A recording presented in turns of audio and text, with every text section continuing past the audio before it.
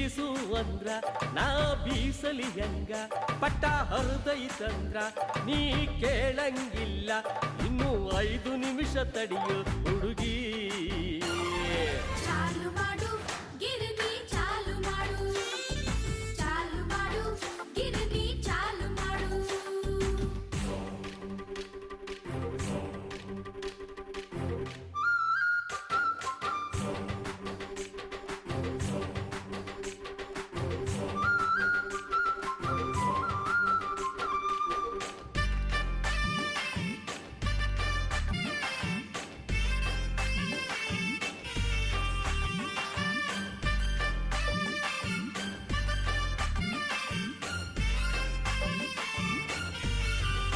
ಅಯ್ಯೋ ದೂರದಿಂದ ಮಾವ ಬಂದು ಮುಖ ತೊಳೆದು ಕುಂತಾನ